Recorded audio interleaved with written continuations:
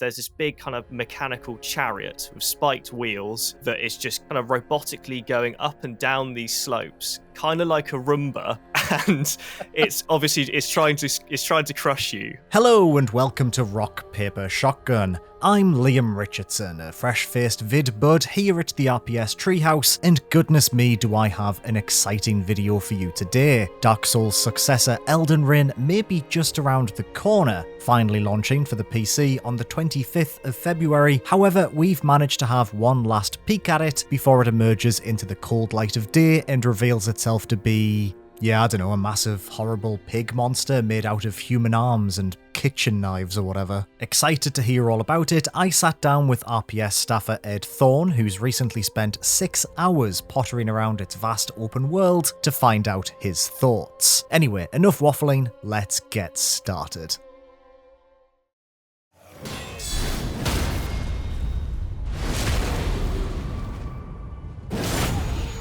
So, Ed, after 6 hours muddling around in Limgrave, what stood out to you the most during this extended period of time with the game? Ooh, I would say just how large Limgrave is, because I got hands-on with it a little while back in a first sort of session, and in that time I sort of went for the main path, so to speak. So it's kind of this big castle. I went towards that, I sort of took on a boss, sort of somehow defeated it, and it sort of felt fairly large, but I was thinking, well, that's it, that's nice. But this second time I thought, it's time to maybe explore, see if there's anything new here. And yeah, there was a whole bunch, at least sort of 2 or 3 like new areas, like massive zones, like a castle, a keep, this like red and white kind of like fungal area, like filled with these massive dogs, which is it's just like a really nasty place to be. So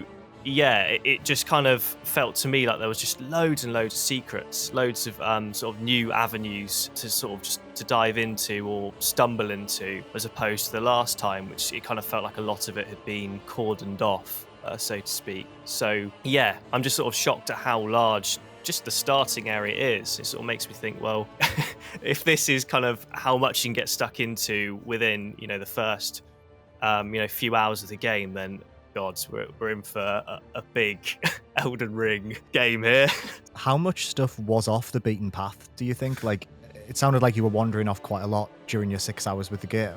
How much of it felt like it was optional content that you were just discovering by accident? I would say so my hands-on was 6 hours in total. That was how long I was given, and if the clock ticked over that, then no, I'm not allowed to play anymore. But that in that entire 6 hours, I would say that it was all optional, and I'd say that I was rushing through a fair amount of it as well. So yeah, I would say kind of 6 hours is optional. I was rushing through a hell of a lot, and I probably could have spent, probably at least 6 hours in just fighting one of the optional bosses, because some of it was really, really difficult.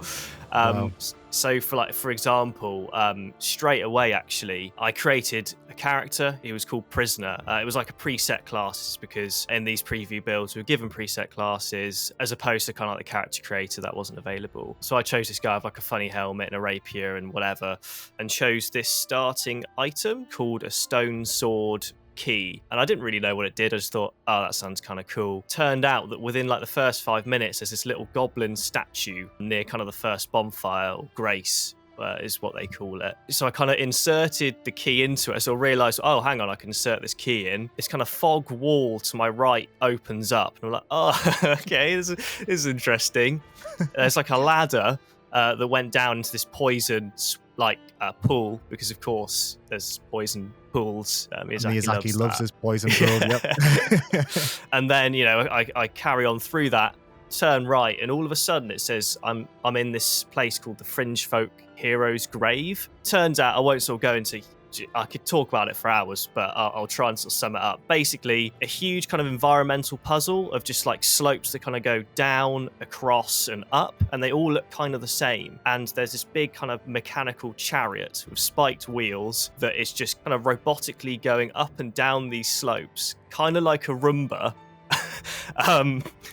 And it's trying to crush you, basically. So you've got to try and time when it kind of turns its back and goes down and up these slopes and kind of dip into like indents in the walls. And because they all kind of look the same and you're trying to outrun and kind of dodge this chariot, you can kind of get a bit lost in this kind of like labyrinth, like grave thing. And in there, I discovered there was like an optional boss. It was just this weird like lizard thing with like ulcers, and it was kind of horrible. It was called like a tree spirit or something, and it clearly had not been in a good way. And that thing was like really unpredictable. It was like slithering around everywhere. I got absolutely destroyed by it. And I basically just did like barely any damage to it. So it sort of felt like maybe, you know, if I'd been really skillful, perhaps I could have taken it down. But like in my playtime, I thought, no, I've got to go elsewhere here, because I could spend like my entire 6 hours just trying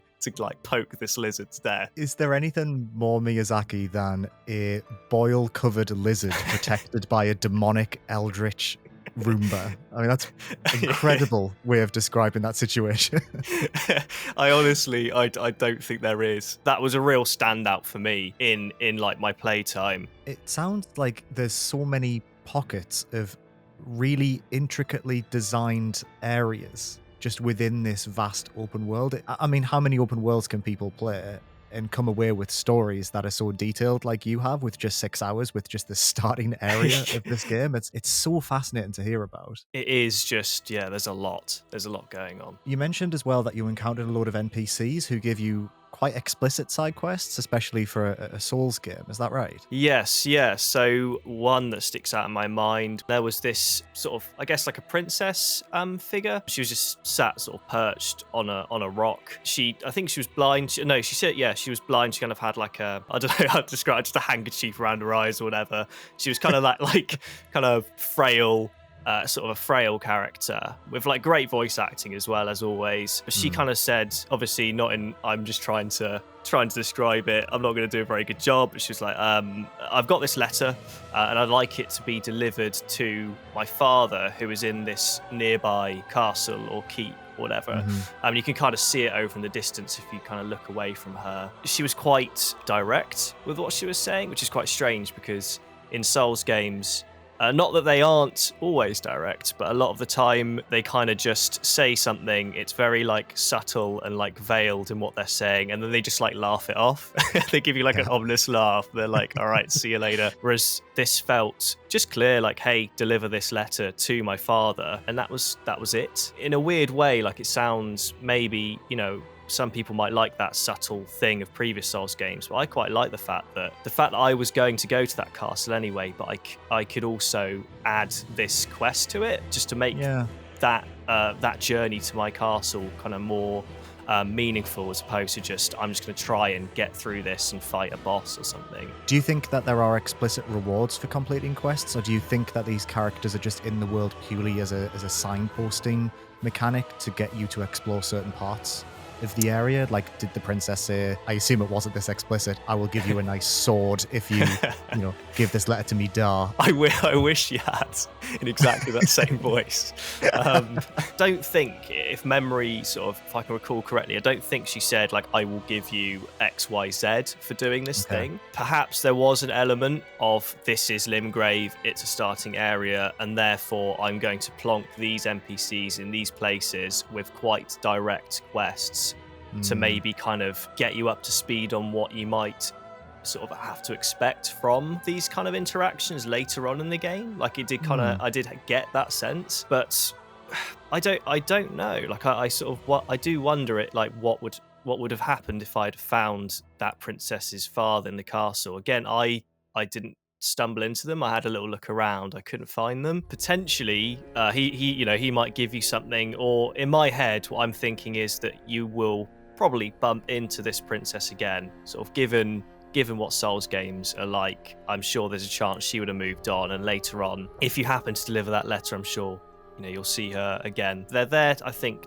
as kind of warm-ups for quests later in the game, but also to add a bit of meaning to what some of the optional stuff that you're doing, basically. It seems to add a bit of an additional texture to the world around you, which I think that's what Souls games do so beautifully, right? So I'm really happy to hear it's in this game, and it's been adapted slightly for an open world context as well, which sounds really interesting. Yeah, for sure. There's I think there's just enough. There's not too much of it, which is sort of a weird thing to say, but it would be kind of a shame, I think, to kind of give the world just loads of NPCs and loads of quests and things like that. So moving on from friendly people to the absolute nightmarish atrocities that you mentioned in your written preview on the site. So how did you find enemy design compared to previous Souls games? They were fairly similar, but just sort of off the top of my head, I'm sort of going through Dark Souls and all of that sort of stuff, and I would say they are largely on par, I think. They're all sort of fairly varied. The lizard with like the ulcers, really cool and extremely imposing, and I like the way that it moved. It felt kind of very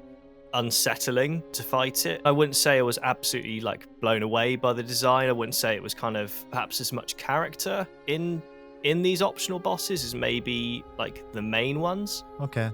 They felt optional. I know if that makes sense. They kind of does. The main ones, like I think I can't remember exactly what his name was, but you could tell that there was more of a story or lore behind this character, you know, with his cloak and his staff, and the fact that they kind of just speak to you as well during the fights and things. Then they have like multiple phases and stuff. That's not to say the optional bosses don't have multiple phases. Some of them do, some of them might not, but you could tell that they were kind of perhaps just ever so slightly more basic than the main ones. But again, that might change later down the line. They're still just really, really scary, if anything.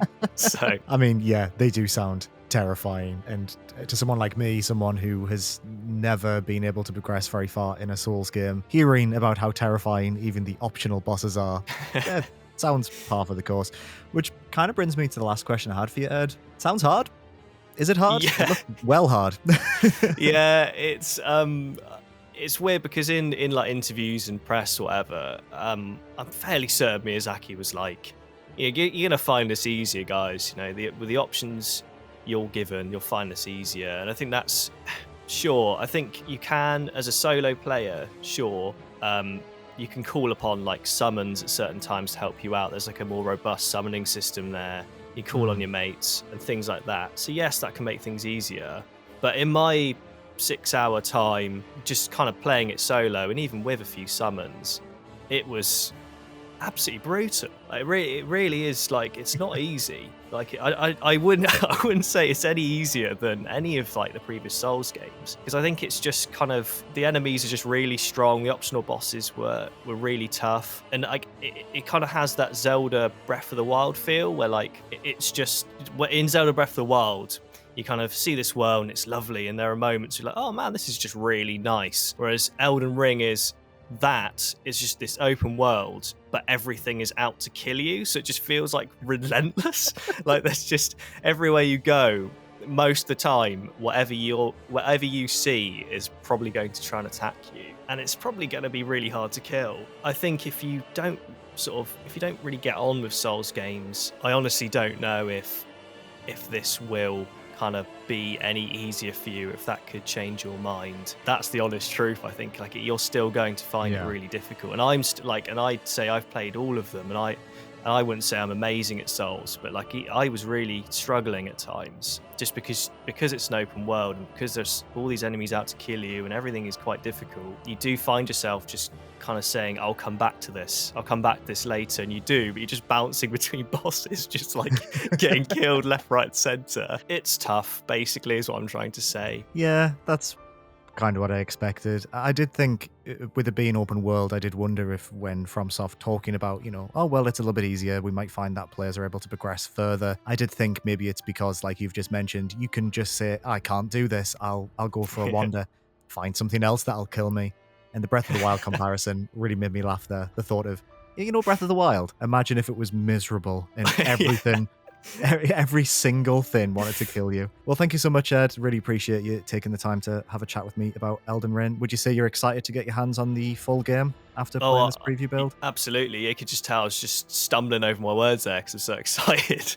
I know I really am excited for Elden Ring. It's one of those things where I've been waiting for this for ages. It's one of those kind of pub games, I say in the preview, where everyone will have different experiences. We'll all discover new things at different times. And it's going to be grand, basically. It's going to be great. Oh, I can't wait to hear what you think about that final release. Well, thank you very much. And if anyone wants to read more of Ed's wonderful words about Elden Ring, you can go over to Rock Paper Shotgun and read his preview, which will be live at the same time as this video.